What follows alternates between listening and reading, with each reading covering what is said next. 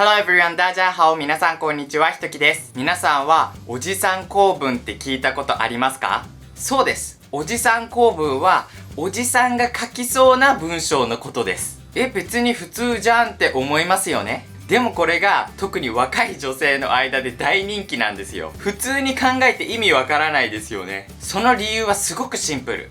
おじさん構文がすごく気持ち悪いから。気持ち悪いから人気ってどういうこと？そう思った人もいるかもしれないですけど、でも今日の動画を見れば皆さんもその気持ち悪さに惹かれて知らない間に大好きになっちゃいますから。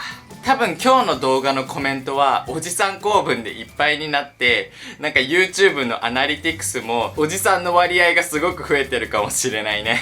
そろそろおじさん構文教えてっていう人もいると思うので、ちょっと説明していきたいと思います。おじさん構文ってウィキペディアにもあるんですけど、それを簡単にまとめると、相手と親しくしたいっていう下心が背景にある文章のことです。その文章にはいろいろな特徴があるんですけど、実際に見ていきましょう。実はおじさん構文を作るサイトまである。もうほんとそのくらい大人気なんですけど、今日はそのサイトを使ってちょっとおじさん構文を学びたいと思います。俺の友達のアニャの名前を入れたいと思います。はい、これです。これがおじさん構文です。まずパッと見た時に絵文字が多い。皆さん忘れてるかもしれないですけど、これ書いてるのは20代の女の子じゃないですよ。40代、50代、60代くらいの男性、おじさんなんです。もうすごいですよね。遠くからこれを見ても、うわ、気持ち悪いって思いますよね。じゃ、これから僕と一緒に上から読んでいきましょう。おはようチュッもう気持ち悪い。まず、おはようの後の伸ばす棒。これは若い子しか使わないのに、なんか頑張っておじさんだけど若い人と一緒だよみたいな感じで棒入れてびっくりマークをつけてるのが気持ち悪い。もうその後のチュっていうのも気持ち悪いですよね。なんか携帯からすごく臭い匂いがしそう。おはようチュニコ太陽ハート2音符ニコびっくりマークニコよ。このおじさん構文の最大の特徴は絵文字が多い。普通にチュって書いただけだったらちょっと真剣に書いてるみたいに見えるから、わざと絵文字をたくさん入れてなんか冗談っぽくすることで、何か言われてもいやあれは冗談だよって言える環境を作ってるのがもうすごく気持ち悪い。アニャちゃんと一緒に今度ランチしたいな。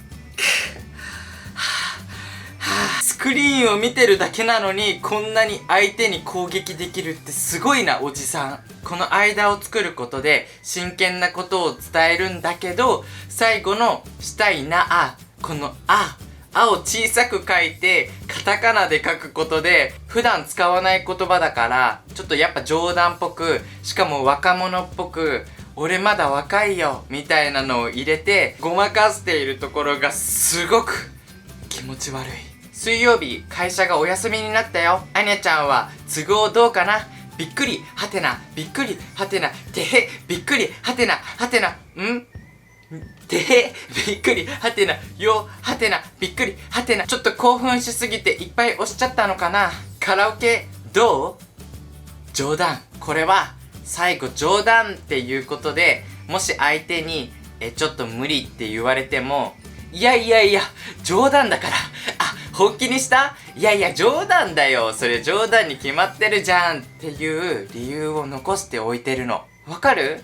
誘いたいけど自分が傷つきたくない。だからあえて冗談って入れることで自分を必死に守ってるの。おじさん構文は文章だけじゃなくて、それを読んだ時にこの人こういうこと思ってるんだっていうのがすごく分かって、しかも気持ち悪い。この気持ち悪さが最初はうわ気持ち悪いって思うんだけど、不思議とね、だんだん読んでくるとなんか面白いな、なんかいいな、なんかたまらないなって思ってくるらしいのね。日本やばいでしょ。ちょっとアニャだけだとかわいそうなので僕の名前も入れたいと思います。そうだ、もっと感情を込める必要があるから、僕もおじさんに変身したいと思います。変身。どうもおじさんになってみました無理だわ。ちょっと僕には好きな子がいるんですよ。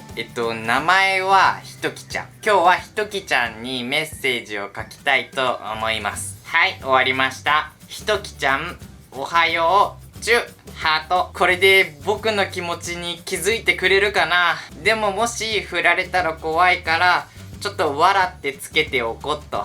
今日はもう寝ちゃったのかなと。よく頑張ったね。絵文字をたくさんつけてちょっと応援してる風にしたらきっと僕のことを好きになってくれるよ。